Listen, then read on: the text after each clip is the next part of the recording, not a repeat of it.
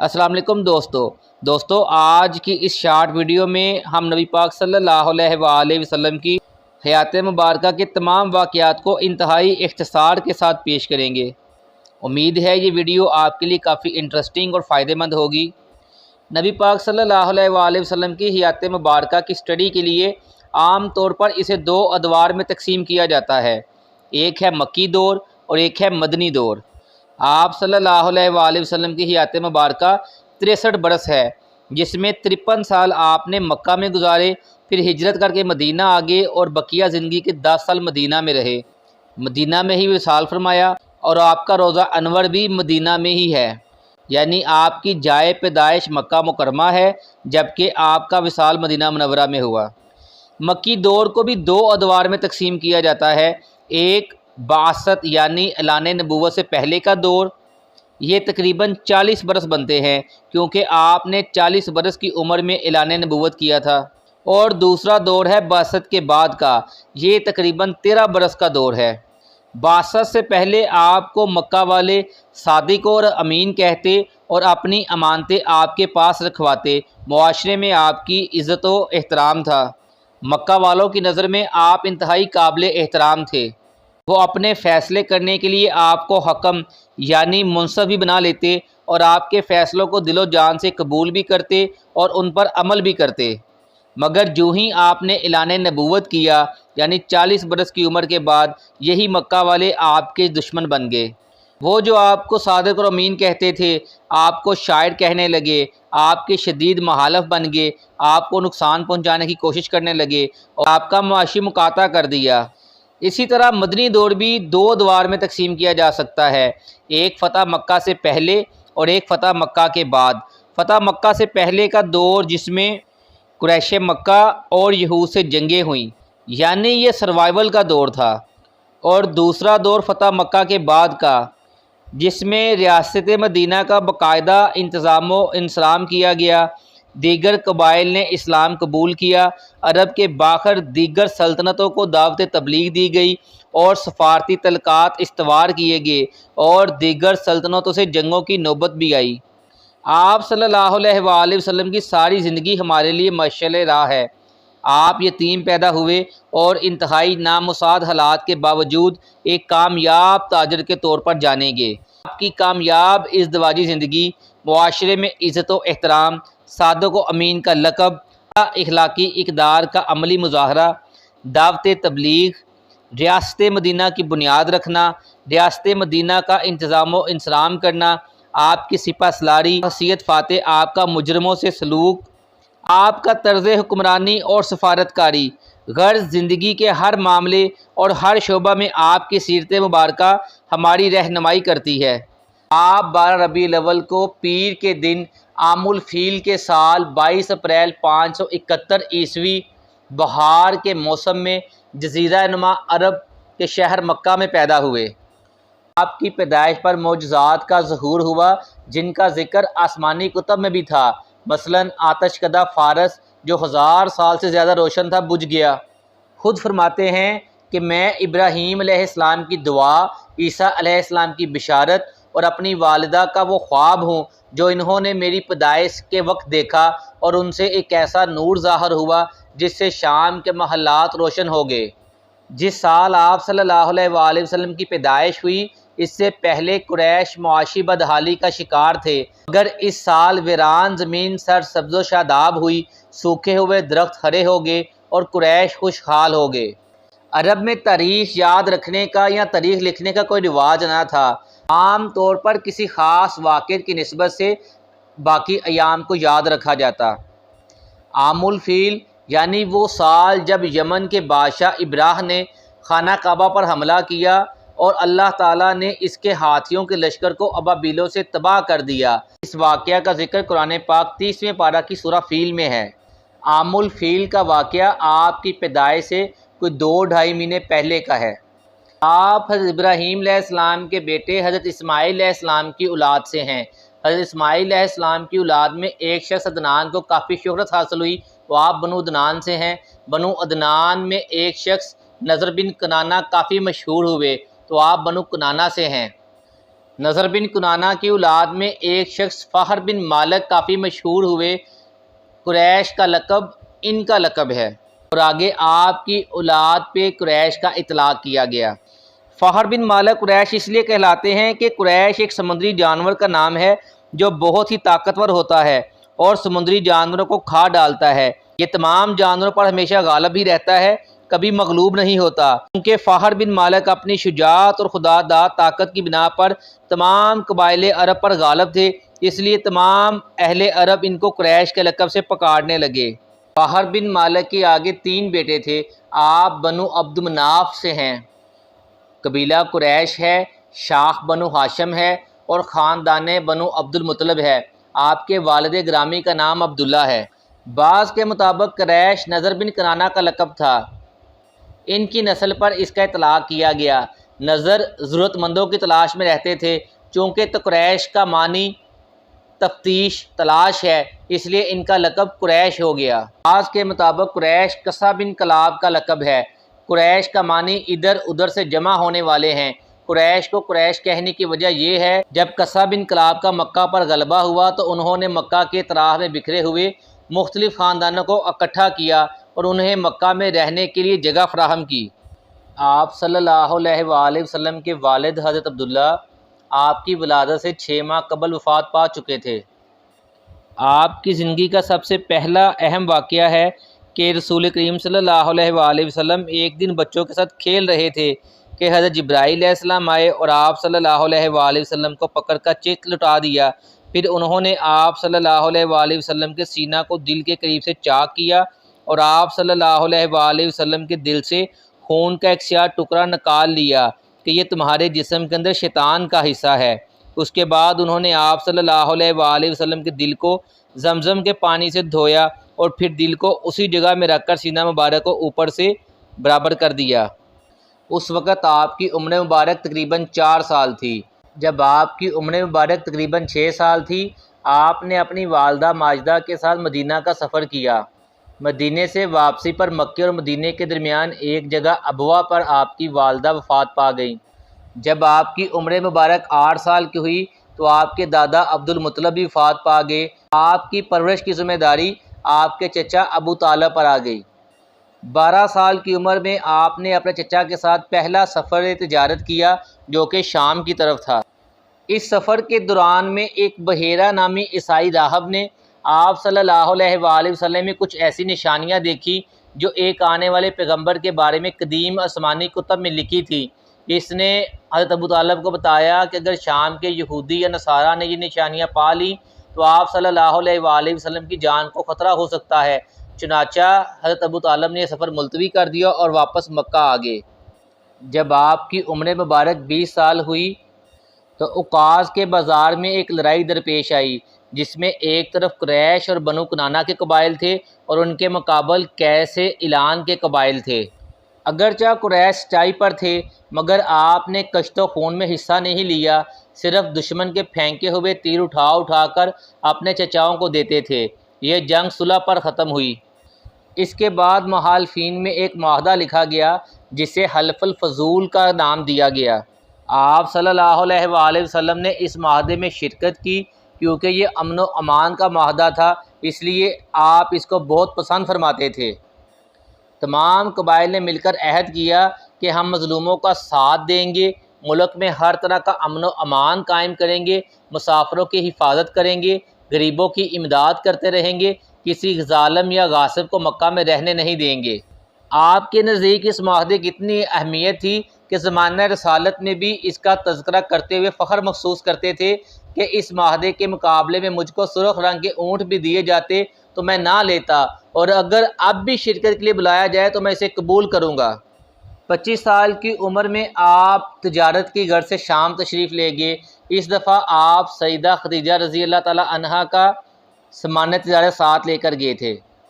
سیدہ خدیجہ رضی اللہ تعالی عنہا کو اس سفر تجارت سے کافی نفع ہوا۔ آپ چونکہ بیوہ تھی اور رسول اللہ صلی اللہ علیہ وآلہ وسلم کی امانت، دیانت اور اخلاق سے کافی متاثر تھی، تو آپ نے آپ صلی اللہ علیہ وآلہ وسلم کو شادی کا پیغام بھیجا۔ جسے قبول کر لیا گیا، اور 25 سال کی عمر میں آپ نے سیدہ خدیجہ رضی اللہ تعالیٰ عنہا سے شادی کر لی۔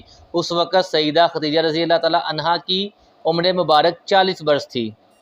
28 سال کی عمر میں آپ کے ہاں پہلے بیٹے کی پیدائش ہوئی، 30 سال کی عمر میں پہلی بیٹی کی ولادت ہوئی، 33 سال کی عمر میں دوسری بیٹی کی ولادت ہوئی، 34 سال کی عمر میں تیسری بیٹی کی ولادت ہوئی۔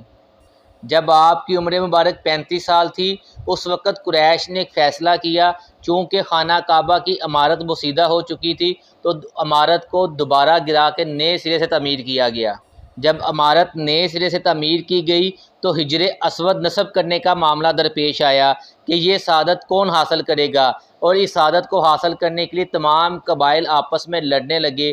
قریب تھا کہ وہاں پہ کچھ تو خون کے دریا بہتے، تو یہ فیصلہ آپ صلی اللہ علیہ وآلہ وسلم کے پاس آیا کہ حجر اسود کون نصب کرے گا۔ آپ نے نہایت ہی خوش اسلوبی سے اس معاملے کو حل کیا، اس طرح کہ آپ نے ایک چادر منگوائی اور اس چادر میں حجر اسود کو رکھا اور تمام قبائل کے سرداروں سے کہا کہ اس چادر کو ایک ایک طرف سے پکڑ لیں اور اسے لے کے حجر اسود نصب کرنے کے مقام پر لے جائیں۔ جب اس چادر کو وہاں پہ اس مقام پر لے آیا گیا تو آپ نے اپنے ہاتھوں سے حجر اسود کو خانہ کعبہ کی دیوار میں نصب کر دیا۔ یوں آپ کے قوت فیصلہ سے ایک بڑی جنگ ٹل گئی۔ آپ کی عمر مبارک 35 سال ہی تھی جب آپ کے ہاں آپ کی چوتھی بیٹی سیدہ فاطمہ رضی اللہ تعالی عنہا کی ولادت ہوئی۔ 40 برس کی عمر میں آپ پر پہلی وحی کا نزول ہوا۔ آپ اس وقت غار حراء میں تشریف فرما تھے۔ 35 سال کی عمر کے بعد آپ کا معمول تھا کہ آپ تنہائی پسند ہو گئے تھے اور اللہ کی عبادت کے لیے، یعنی اس وقت جو عبادت غور و فکر کے لیے آپ مکے سے تھوڑا دور غار حراء کے مقام پر چلے جاتے اور وہاں غور و فکر کرتے، تو آپ غار حراء میں موجود تھے جب جبریل علیہ السلام آپ پر پہلی وحی لے کر آئے۔ 3 سال بعد آپ نے اعلانیہ اسلام کی دعوت شروع کر دی۔ جیسے ہی آپ نے اعلانیہ اسلام کی دعوت شروع کی تو مکہ والے آپ کے اور جو لوگ مسلمان ہو چکے تھے ان کے دشمن بن گئے۔ اس صورتحال کو دیکھتے ہوئے رسول اللہ صلی اللہ علیہ وآلہ وسلم نے مسلمانوں کو حبشہ کی طرف ہجرت کرنے کی اجازت دے دی۔ پہلے قافلہ میں سیدنا عثمان رضی اللہ تعالی عنہ اور آپ کی بیٹی سیدہ رقیہ رضی اللہ تعالی عنہا بھی شامل تھی، جو کہ سیدنا عثمان رضی اللہ تعالی عنہ کی زوجہ تھی۔ نبوت کے 6 سال یعنی جب آپ کی عمر تقریباً 46 برس تھی، اس وقت حضرت حمزہ رضی اللہ تعالیٰ عنہ اور عمر فاروق رضی اللہ تعالیٰ عنہ اسلام لے کے آئے، جس سے اسلام کو کافی قوت ملی۔ اب مسلمان اعلانیہ اپنی عبادات کو مکہ معظمہ میں انجام دیتے تھے۔ جب اسلام پھیلنا شروع ہو گیا تو مکہ کے تمام قبائل آپ صلی اللہ علیہ وآلہ وسلم اور بنو ہاشم کے خلاف ہو گئے اور انہوں نے آپ کا معاشی مقاطعہ کر دیا کہ بنو ہاشم کے ساتھ نہ کوئی لین دین کرے گا، نہ ان کے ساتھ کوئی شادی بیاہ کرے گا۔ تو پھر 3 سال تک آپ اپنے خاندان کے ساتھ شب ابی طالب میں محصور رہے۔ یہ زمانہ کافی تنگی اور اسرت کا تھا۔ جب آپ کی عمر مبارک 48 سال تھی یعنی نبوت کے 8ویں سال، تو آپ سے ایک معجزے کا اظہار ہوا جس کا قرآن پاک میں بھی ذکر ہے۔ معجزہ شق قمر، یعنی آپ صلی اللہ علیہ وآلہ وسلم کی انگلی مبارک کے اشارے سے چاند 2 ٹکڑے ہو گیا۔ آپ کی عمر مبارک تقریباً 49 سال تھی جب دیمک نے اس معاہدے کو چاٹ لیا جو کہ تمام قبائل نے مل کر آپ کے اور بنو ہاشم کے خلاف کیا تھا اور جس کی وجہ سے آپ شب ابی طالب میں محصور تھے۔ یوں وہ معاہدہ ختم ہو گیا۔ آپ کی عمر مبارک 50 سال کے لگ بھگ تھی جب آپ کی رفیق حیات سیدہ خدیجہ رضی اللہ تعالیٰ عنہا کا وصال ہوا۔ اسی سال آپ کے چچا ابو طالب بھی وفات پا گئے۔ ان دونوں کی وفات سے آپ اپنے آپ کو کافی تنہا محسوس کرنے لگ پڑے۔ آپ نے اس سال کو عام الحزن کا نام دیا۔ سیدہ خدیجہ رضی اللہ تعالیٰ عنہا کے وصال کے بعد آپ نے سیدہ سودا رضی اللہ تعالیٰ عنہ سے نکاح کیا اور عائشہ رضی اللہ تعالیٰ عنہا سے نکاح کیا۔ سیدہ سودا رضی اللہ تعالیٰ عنہا تو نکاح کے فوراً بعد رخصت ہو کے آپ کے گھر آ گئی، جبکہ سیدہ عائشہ رضی اللہ تعالیٰ عنہا کی رخصتی مدینہ میں جا کر ہوئی۔ نبوت کے 11ویں سال یعنی جب آپ کی عمر مبارک 51 برس تھی تو آپ طائف تشریف لے گئے تاکہ طائف والوں کو دعوت اسلام دیں۔ مگر انہوں نے اسلام کی دعوت کو قبول نہیں کیا، بلکہ آپ پہ پتھر برسائے جس سے آپ لہو لہان ہو گئے، مگر آپ صلی اللہ علیہ وآلہ وسلم نے ان کے لیے کوئی بد دعا نہیں کی۔ اسی سال واقعہ معراج پیش آیا۔ اللہ تعالیٰ نے آپ کو آسمانوں پر اپنی ملاقات کے لیے بلایا۔ اس سے اگلے برس بیعت عقبہ اولیٰ ہوئی، یعنی مدینہ سے کچھ لوگ آئے اور انہوں نے آ کر نبی پاک صلی اللہ علیہ وآلہ وسلم کے دستے مبارک پر بیعت کی۔ اس سے اگلے برس بیعت عقبہ ثانی ہوئی، مدینہ سے ایک وفد آیا، اس نے نبی پاک صلی اللہ علیہ وآلہ وسلم کے دستے مبارک پر بیعت کی اور آپ کو مدینہ آنے کی دعوت دی اور آپ کی حفاظت کی ذمہ داری اٹھائی۔ ادھر مکے والوں کا ظلم و ستم بڑھتا جا رہا تھا، جس کو دیکھتے ہوئے آپ نے مسلمانوں کو مدینہ ہجرت کی اجازت دے دی۔ جب مکے والوں نے دیکھا کہ اسلام دن بہ دن پھیلتا جا رہا ہے اور مسلمانوں کو مدینہ میں ایک محفوظ جگہ بھی مل رہی ہے، تو اب انہوں نے آپ کو جانی نقصان پہنچانے کی سازش کی اور تمام قبائل مل گئے کہ کسی طریقے سے آپ کو نعوذ باللہ قتل کر دیا جائے، تاکہ کسی ایک قبیلے پہ اس کا الزام نہ آئے اور بنو ہاشم بدلہ نہ لے سکیں۔ مگر اللہ تعالیٰ نے آپ کو قریش کی ان سازشوں کے بارے میں آگاہ کیا اور آپ کو حکم دیا کہ آپ مدینہ ہجرت کر جائیں۔ پھر بحکم ربی آپ صلی اللہ علیہ وآلہ وسلم حضرت ابوبکر صدیق رضی اللہ تعالیٰ عنہ کے ساتھ مدینہ تشریف لے گئے۔ راستے میں غار ثور میں آپ نے 3 دن قیام کیا اور یہاں پہ بھی کچھ معجزات کا ظہور ہوا۔ آپ صلی اللہ علیہ وآلہ وسلم مدینہ منورہ پہنچے اور یہاں پہنچ کر پہلا کام آپ نے یہ کیا کہ مسجد نبوی کی تعمیر کی۔ مدینہ کے ارد گرد رہنے والے قبائل سے ایک معاہدہ کیا کہ ہم ایک دوسرے کی مدد کریں گے، جو کہ میثاق مدینہ کے نام سے مشہور ہوا، اور مہاجرین و انصار میں مواخات یعنی بھائی چارہ قائم کر دیا۔ ایک مہاجر کو ایک انصار کا بھائی بنا دیا، وہ انصار اس مہاجر کو اپنے گھر لے گیا، جس سے مہاجرین کی آباد کاری میں آسانی ہوئی۔ ہجرت کے دوسرے سال سیدہ عائشہ رضی اللہ تعالیٰ عنہ کی رخصتی ہوئی اور اسی سال غزوہ بدر کا واقعہ پیش آیا، جس میں مسلمانوں نے کفار مکہ کو شکست دی۔ اس جنگ میں ابو جہل جیسے بڑے کافر بھی مارے گئے۔ ہجرت کے تیسرے سال جب آپ کی عمر مبارک 55 سال تھی، سیدہ فاطمہ رضی اللہ تعالیٰ عنہ کا نکاح حضرت علی رضی اللہ تعالیٰ عنہ کے ساتھ ہوا۔ ہجرت کے تیسرے سال غزوہ احد کا واقعہ پیش آیا۔ ہجرت کے 5ویں سال غزوہ خندق کا واقعہ پیش آیا۔ ہجرت کے 6 سال آپ صلی اللہ علیہ وآلہ وسلم نے خواب دیکھا، آپ خانہ کعبہ میں عمرہ ادا کر رہے ہیں۔ آپ نے یہ خواب اپنے اصحاب کو بتایا تو 6 سال کی دوری تھی، چنانچہ تمام اصحاب آپ کے ساتھ مکہ کو تشریف لے گئے تھے، ہم جا کے عمرہ ادا کرتے ہیں، مگر مکے والوں نے آپ کو عمرہ کرنے کی اجازت نہ دی۔ قریب تھا کہ یہاں پہ ایک جنگ ہوتی، مگر حدیبیہ کے مقام پر فریقین میں ایک صلح نامہ لکھا گیا، جو کہ تاریخ میں صلح حدیبیہ کے نام سے جانا جاتا ہے۔ اس کی روح سے مسلمان واپس چلے گئے اور طے ہوا کہ مسلمان اگلے سال عمرہ کرنے آئیں گے۔ اسی سال خیبر کا قلعہ فتح ہوا۔